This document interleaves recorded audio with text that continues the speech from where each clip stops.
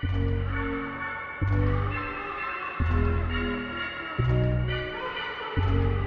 you thought we weren't gonna, like, do this? You thought we weren't gonna dress up like this? Come on. I have got some little dolls, darling sprouts, hereabouts, that I love for you too, mate. Greetings, little Broadway babies. Hello. You look good enough to eat, my darlings. Spoilers. Here we are for episode 4 of Schmicago Schmiganalysis. Yeah, hi everybody, welcome back. Hi, I'm Jeff. I spent 20 years in the musical theater business doing a lot of shows just like the ones they lampoon on Schmicago. And I'm Emily. I'm your musical theater historian a-go-go. We're here to talk about episode 4 of Schmicago and break down all the wonderful references and Easter eggs. Make sure you are subscribed to Stealing Focus so that you can keep up to date on all of our Schmicago and Schmigadoon Schmiganalyses. Schmigalot.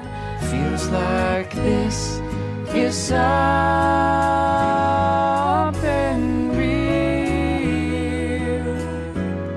So episode 4 was called Something Real. Something real. Another one directed by Alice Matthias. And this one was written by Raina Morris. And it's the rom-com episode, everybody. I mean, that's what Cinco Paul called it on Twitter. And he's not wrong. It's definitely our most romantic episode, for better or worse. Maybe Melissa should have seen all of Sweeney Todd. Okay, so when it comes to musical references, we have some returning names. We have Andrew Lloyd Webber and Tim Rice. We have Stephen Sondheim and Stephen Schwartz. Ooh. But we get our first appearance of Charles Strauss and Martin Charnin, if you can believe it. Yes, we are hearing Annie homages. Oh! The musicals referenced in this episode are Jesus Christ Superstar, Pippin Again, Sweet Charity, and Sweeney Todd, and of course, Annie. So we start the episode off with Josh and Melissa trying to get out of Schmicago. We get a really good shot, a wide shot of Schmicago in the background. So I decided to pause and see what I could find because Cinco Paul loves to do that to us. Yeah. I did see a marquee with Roxy on it, and it wasn't spelled like how like the Roxy spells it, R-O-X-Y. It was spelled like R-O-X-I-E.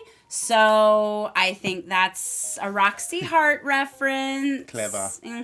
I also saw a billboard for Leighton Taylors, as in Mildred Leighton, Kristen Chenoweth's character from season 1 of Schmigadoon. Wow, they're sending themselves up. Yes, this is not the first time. Apparently they're Danny Bailey's chocolates as well.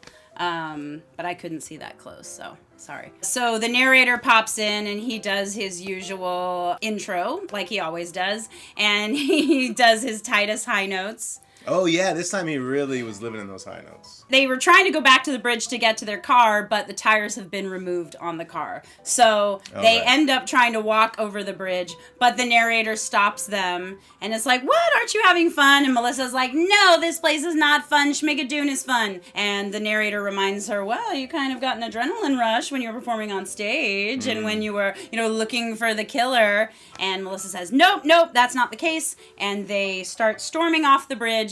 But unfortunately, they end up right back in Schmicago. Yeah. It also turns out on the back of the car it says jazz spray painted on it, so I thought that was kind of funny. Josh did tell Melissa not to engage with the narrator, which is a lesson we should all hold on to. I mean, we've all seen Into the Woods. The narrator is really getting a big kick out of the fact that they're stuck there, and he sings, thought that you were clever, you'll be here forever. What? And he walks away, and they say, you're not helpful, and he's like, you're not helpful. And that is a little clue. They realize they are not being very helpful. It turns out everyone in Schmicago is unhappy, and so Josh and Melissa figure out that maybe they have to get a happy ending for everyone. So they return to the apartment to sort of come up with a plan, and they have these little cards of all the townsfolk, all the characters that we've met so far. Yeah, I don't know who drew them, if that was Melissa or Josh, but they're really cute. Like, I would buy a t-shirt with all those little faces on it. I'm just saying. Or just one.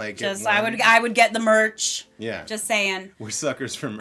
But they're going through and trying to figure out Yeah. what would make everyone happy. Yeah, piecing this puzzle together, so to speak. Yeah, and Melissa is starting to solve it. Every character she mentions, you get like kind of their little musical theme playing in the orchestration. So she mentions Dooley, and you hear his theme, and then Jenny, and then you hear like kind of jazzy music playing.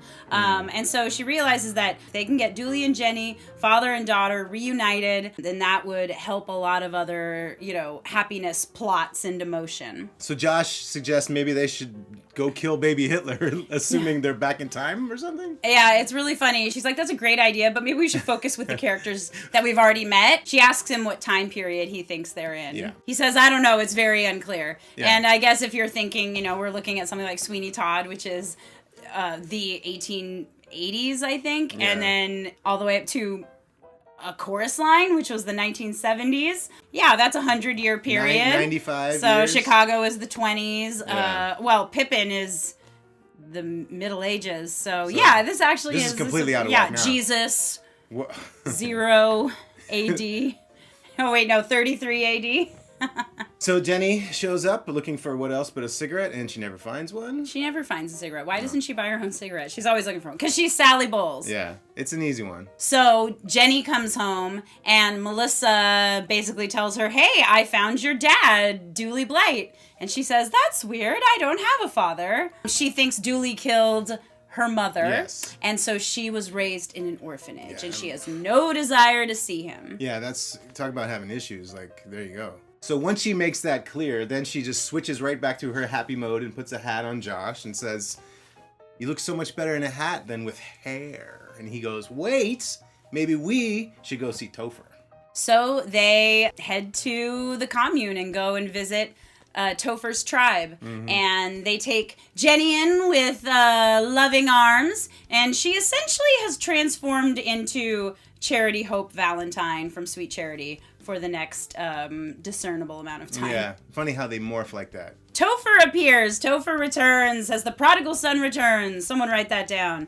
Right. And he invites Melissa, Josh, and Jenny to join them for a tribal meeting. He and Jenny seem to have a little spark right off the bat. And in the grand tradition of this show, not only making fun of musical theater, they're kind of making fun of theater as a whole. And so Raina Morris has him doing a parable, but is asking for improv suggestions. Yeah, it cuts to the characters suggesting things, and the way they zoom in on them is very much like the film of Sweet Charity, right before the rich man's frug sequence, where everyone's looking at Charity and going, who is it? Who is it? Who is it? And so they do these like close-up shots of each of the characters giving suggestions. Topher says, I need a suggestion of a person, a place, or an object you find around the house.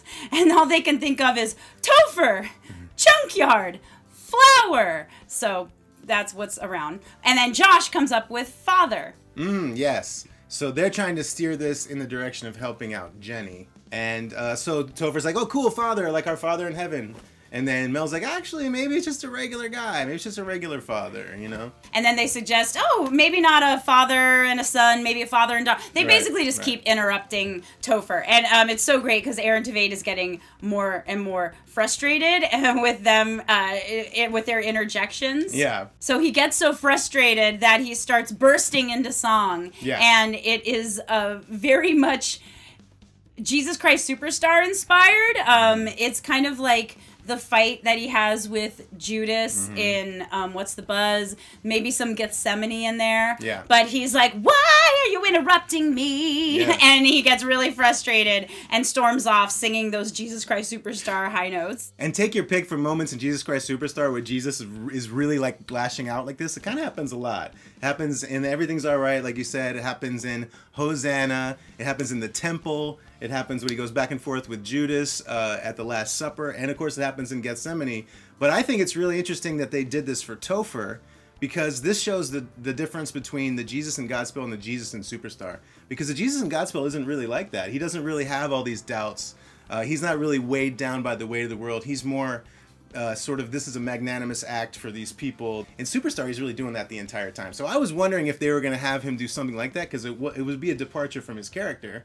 but they set it up. What would be the one thing that Topher just couldn't take, and it's people not going along with his little improv session. That's the thing that throws him off. I think that was pretty funny. So he storms off. He's like, I'm gone!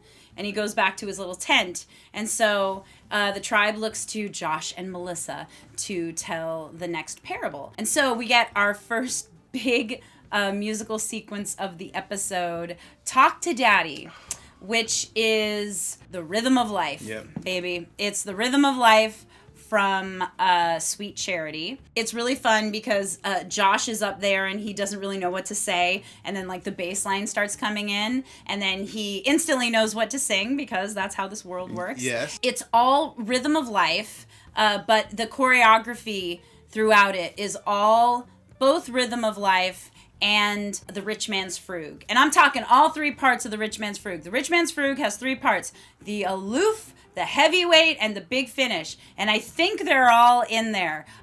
Chris Gattelli, he put his whole Fosse into this episode, let me tell you. And this was so fun to watch because I'm not exaggerating. I watch like Rhythm of Life and the Rich Man's Frug like once a week. It's all ingrained in my brain. And so from the first sequence where that gal started flinging her ponytail around and doing the arms, I was like, oh my God, this is amazing. Even the title itself, Talk to Daddy, is a reference to Rhythm of Life. My favorite part of the song, well, let me tell you a little bit about it. So Sweet Charity is a very episodic musical. It's like 6 episodes of a TV show, like in a musical. Charity goes to these different little spots and has these little adventures. And one of her adventures she goes on is she finds like a cult meeting of a big tribe of hippies, and it's a cult. Like Fosse choreographed it so that they have these like kind of crazy eyes, and there's a cult leader in the film. It's Sammy Davis Jr. I've mentioned this in a previous video. It's one of the first times you saw hippies on Broadway, but it's very much them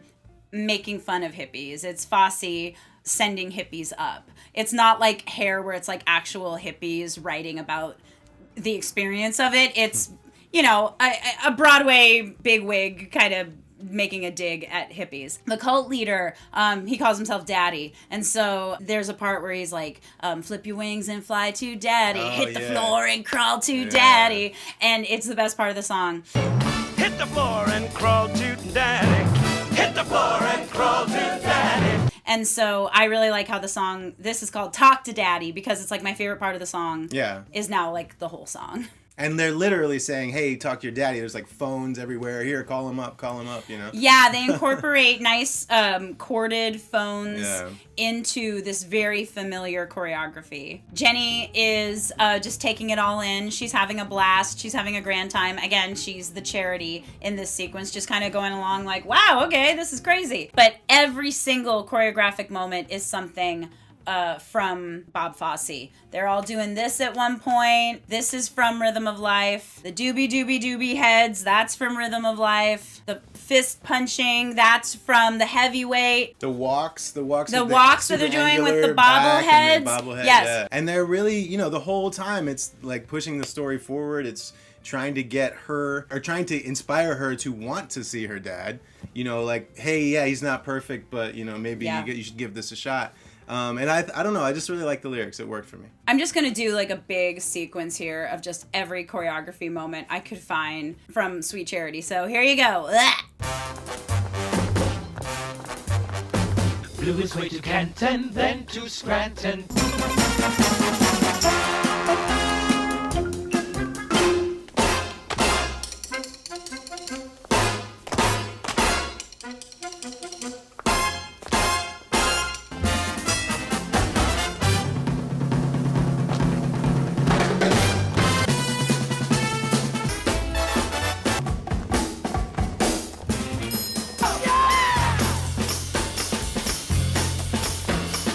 So at the end of this amazing sequence, everyone in the tribe is like, I need to call my dad. I need to call my dad. It works for and then everybody they else. say, Jenny, is there someone you need to talk to? And she says, yes, the angry boy in the tent.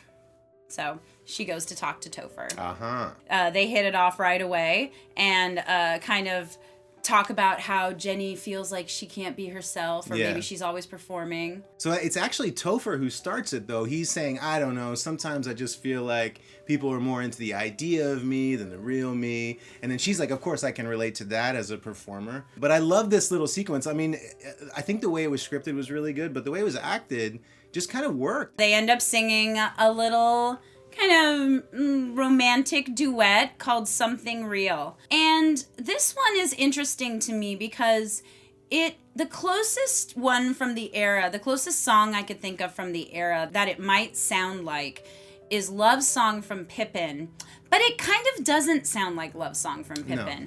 Instead, to me, it sounds like something vaguely Stephen Schwartzian. Yeah. It sounds like any number of romantic duets that Stephen Schwartz has penned. Yeah. And I think because the song is called Something Real, there might be something to that. So instead of it being a direct homage or parody of a song that already exists, it feels like a new song written in the style of a certain composer. It has a very, like, Disney Stephen Schwartz progression to it. It really does. I mean, and like you said, his classic love duets, not even classic, later years, like I think of In Whatever Time We Have, in Children of Eden, and then As Long As You're Mine from Wicked. I love that Topher and Jenny are talking about whether or not they're acting all the time, because I always feel like that's sort of a pertinent philosophical discussion, especially for actors. Where does it end? Off the stage, on the stage? Because that's just sort of another theater is life. All the world's a stage, you know. At what point are you genuine, and at what point are you performing? It's also nice to have kind of a nice, sweet little simple song in a show where all the songs so far have been like really big moments. Yeah, and beautifully sung, and Yeah. very simply shot. Good acting and earnest, honest connection. Yeah, I mean, even though these characters have exchanged like Yeah. 2 words, you're on board. Yeah, So, well, it is the so I world was of on musical board. theater, Yeah. so that's how things work in musicals. Josh and Melissa are outside and they kind of see their silhouettes kiss and they're like, woo, we did that. And we should, you know what we should do is we should try to pair up Miss Codwell and Dooley Blight, because maybe if he found love, then maybe he'd be a lot happier. And we know that she likes him. Yeah. We also have another little showmance moment where Josh mentions that 2 of the dancers in the ensemble should pair them up first, but it turns out they're already hooking up. Yeah, in you the don't fridge. have, yeah, they'll take care Ronnie and Jared, you know, their chemistry palpable. of it. It's theater people. This might be nothing, but Josh also says love is in the air right after they see Ronnie and Jared hooking up in the fridge. And that could be a Sondheim reference. That's a cut song from A Funny Thing Happened on the Way to the Forum. Was So- it ever in any of his reviews, any of Sondheim reviews after that? Yes. And it was in The Birdcage. Is in the air. Round and about. This morning, bachelors beware. Maidens watch out. Fair warning. So Josh and Melissa go visit Dooley Blight at his butcher shop. The door! The door squeaks. He's like, we're out of meat. It's 9 a.m. But Melissa is dressed like Barbara Streisand in On a Clear Day You Can See Forever. They basically tell Dooley, hey, Miss Codwell likes you. Why don't we go on a little double date? Oh, I also like when they see Dooley for the first time, he says, and I quote, the world is crawling with the maggots of humanity's failure. No light can shine through the layers of evil. I think that kind of sounds like there's a hole in the world, like a great black pit and is filled with people who are filled with shit and the vermin of the world and habit it. Kind of like the beginning of Epiphany. Also just kind of how like Sweeney Todd talks all the time. Yeah, So. he's a deep guy. Josh and Melissa take Dooley and Miss Codwell on a little double date to the Crack The Club. Crack Club, yes. And they're kind of sitting across from each other, kind of awkward, and she's leering at him and he's holding his cleaver. But you know what? The sparks are flying. Yeah, she likes the cleaver. She cuts his meat for him, and oh my gosh, it's full of some double entendres and some, sexual chemistry going on. So Josh and Melissa are feeling pretty good. They're like the sparks are flying between these two. For sure. Again, I must reiterate, in the first episode, Melissa said she did not see all of Sweeney Todd, that she left early when she was a child. She's probably not aware of how Sweeney and Mrs. Lovett enable each other. Yes, because that's exactly what they start to do. The second time I watched this scene, I just watched Kristen Chenoweth to give it a shot. And She's literally the only one I watched in that scene. yeah, there you go. I don't even The know. first time I kept going back and forth, but this time I just watched her, and she's really giving something. It's fun how Josh and Melissa might hear something Dooley says and be like, "Oh wait, no, don't say that. Ooh, that was awkward." But she's into it. No, So they they're, weren't made like for they each were. other. They were like, "Ooh, look at that." They were kind of like, Really? yeah, look at them go. They really think that it's gonna be great. So Dooley tells Miss Codwell that he handles her knife well, and we get off camera in ADR. We get, "I'll drink to that." So Joanna's still lurking around. So it's no longer rule of threes. I think we're gonna hear that every single episode. Yeah, So that seems Joanne right. from Company is ubiquitous. Elaine Stritch is everywhere. As they part ways in the street, we get a really cool shot of a bunch of umbrellas over the street. And that's a reference to the Umbrellas of Cherbourg, which is a 1964 French film, and it's a musical. It's really, really beautiful, and so it's a really neat touch. I kind of saw Cinco's picture online of how they hung them all up, and so it just looks really romantic and beautiful, especially with like Cecily Strong's dress and the lighting. Just some beautiful television magic there. But Miss Codwell invites Dooley inside for a little nightcap, and he goes in to join her. Yeah. So Josh and Melissa are like, "Yeah, we did it." So inside Miss Codwell's orphanage, the little orphans from Annie and the little orphans from Oliver are all running around. Yeah. And she's sitting there, you know, annoyed as ever at these rotten brats. Yeah. And Dooley is complaining because he doesn't have very enough much meat. And Miss Codwell has just too many orphans. Too many. And then we get the fantastic sequence, Good Enough to Eat, which is 2 songs, basically. The first part of the song is A Little Priest from Sweeney Todd. And the second part is You're Never Fully Dressed Without a Smile. What a fantastic from Annie. concept. So perfect. Well, we've already seen she's already sort of like Hannigan-like. You know, She's basically that's filling kind of the Miss half Hannigan of her role. character. So on this side, when she's dealing with the orphans, she just really kind of goes into that mode. So getting into the first part, it's A Little Priest in the way that it's just all puns and funny rhymes based off of sides of meat and these kids' names. And the entire time we're just joking about cannibalism. I like when he goes, "Have you any veal?" And she says, "Say hello to Camille! Camille!" Just, again, Chenoweth is the funniest person on the planet. And what's the only thing that rhymes with mutton? Sutton, so, you know, any chance to throw Sutton Foster reference in there, why not? Also, but like, what else were you going to rhyme with mutton? They want foie gras, and so there's a kid named Francois. He asks about pastrami, and you can get it from a kid named Reuben. I mean, just Sondheimian in the best ways.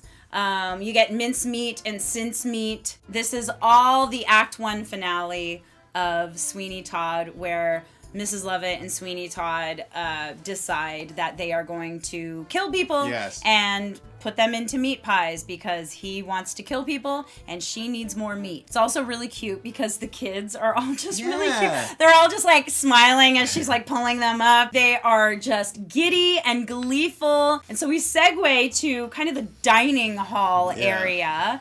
And it becomes You're Never Fully Dressed Without a Smile. But also it has partner song elements. Miss Codwell sings the first part, and then the kids kind of sing their own little part that they're delectable. And they all start going to like put stuff in the big cauldron. Very glorious food from Oliver. We even get little orchestration moments, references to other musical songs, other kind of happy musical theater songs. You get a little da-da-da, da-da-da, ba-ba, which is Put on a Happy Face from Bye Bye Birdie.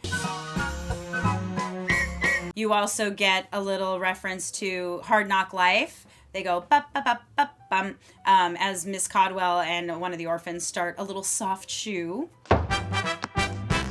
And it's just like they start singing the 2 parts together and you get the partner song fun. And like, I always love songs like that because when you're a performing arts teacher, like that's kind of how you start teaching kids how to harmonize or sing different things at the same time. So having a partner song where they're singing 2 different melodies at the same time is just my favorite. And it's weirdly cute, especially with all these kids who are so definitely like Vancouver kids, because they don't have that Hollywood like we're doing too much sheen. They're going big, but they're like so earnest and real, and they're so cute. Some of them you can tell are looking off camera, like the director or choreographer. I love it. I live for stuff like that. And they were really killing the choreo. It's kind of fun, like on the rewatch, to just kind of check them out. They're just going for it. Yeah, and speaking of choreo, there's a couple more references in there. We get kind of I guess it's Folly's Beautiful Girls, but also Chicago, All I Care About Is Love.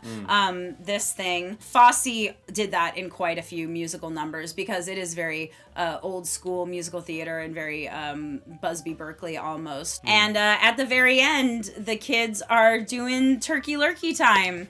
They're doing this. Yeah, They're doing Turkey Lurkey time. It's so great.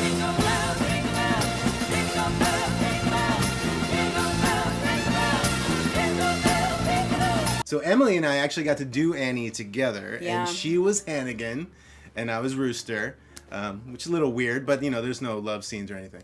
She was Hannigan. I would hope not. They're brother and sister. She was so fun with the kids. I just loved like seeing the kids like torment her and swarm around her and everything, and we had a lot of fun in that show.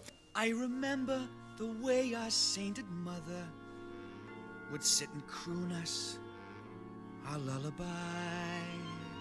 Oh, because we're gonna kill them and sell them as meat. But I'd never in a million years ever thought of a mashup between a Sweeney Todd story and song with Annie. I think it's just a really kind of fun mashups that really I don't think you would expect. You're Never Fully Dressed Without a Smile is such a crowd-pleasing number. It's really simple. It starts off Act 2. It's just the little orphans singing the song that they were just hearing on the radio, that they were hearing Bert Healy sing. And they do like a kick line and little like tap dances in it. And it brings down the house every time. Like the crowd goes wild for it because it's amazing. I've taught that song about 1 million times. I'm not exaggerating. I've taught that song so many times. It's a great kids song, and it's like smiling, so it's really cute for little kids to sing. But it is interesting to juxtapose with A Little Priest because, A Little Priest is a joyful song. It's just about a really dark subject. And that's essentially what's happening in Good Enough to Eat. And we have like kind of the double meaning of what the kids are singing because they're singing like, we're delectable, we're so scrumptious, as in like, we're cute. But, from Dooley and Miss Codwell's perspective, they're like, no, actually, we're gonna kill you and feed you to people. And it even ends with a final You're Never Fully Dressed reference. Instead of smile, darn you, smile, they say eat, darn you, eat. And I've heard you say before that Annie is the perfect family musical. And it's just, in 1 million years, would we ever think to connect that with the not most perfect family musical ever, Sweeney Todd? Put them together, baby. It's gonna work. Josh and Melissa are watching from their window, and they just think they're having a grand time. They're like, look at that! So clearly they can't hear so great. What's like, going on everything's inside. Going great. Yeah. And as usual, the narrator gives one last look to the camera, and we know things are probably...